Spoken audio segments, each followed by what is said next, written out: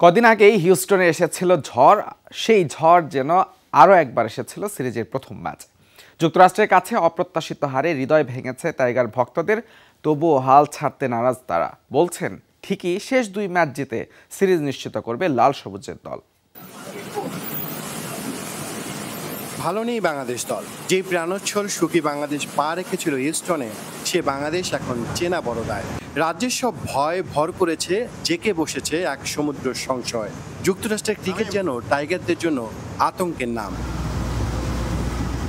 প্রথম দেখায় যে লজ্জা দিয়েছে মার্কিন দলটা, আতঙ্কিত না হওয়া তাতে কোনো কারণ নেই। যে দলটার নিজের বলে কিছুই নেই, ছিল না কোনো অর্জন, র্যাঙ্কিংয়ে পিছিয়েদের, সেই যুক্তরাষ্ট্রের কাছে অসহায় আত্মসমর্পণের পর আত্মবিশ্বাসে ধাক্কা লাগাটাই স্বাভাবিক।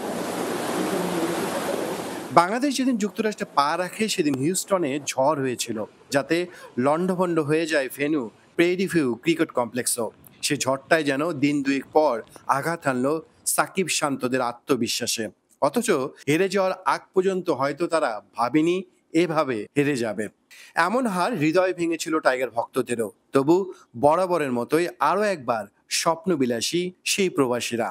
পজিটিভ থাকার চেষ্টা করছি, আশা করছি বাংলাদেশ দল সামনে সবগুলো ম্যাচ জিতবে, ভালো খেলবে। নিজের দেশ বলে কথা, সো বাংলাদেশ দলের প্রতি শুভকামনা থাকলো, অবশ্যই ভালো খেলবে। বাংলাদেশ প্রথম ম্যাচ হেরেছে, আরো দুটো ম্যাচ বাকি আছে, সো আশা করছি ওই ম্যাচগুলো জিতবে।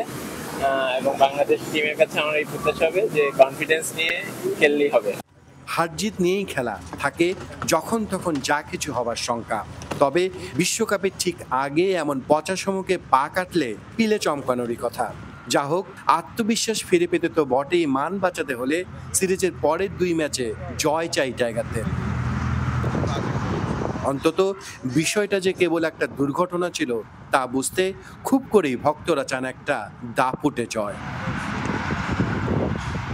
আহমেদ, যমুনা স্পোর্টস, হিউস্টন, যুক্তরাষ্ট্র।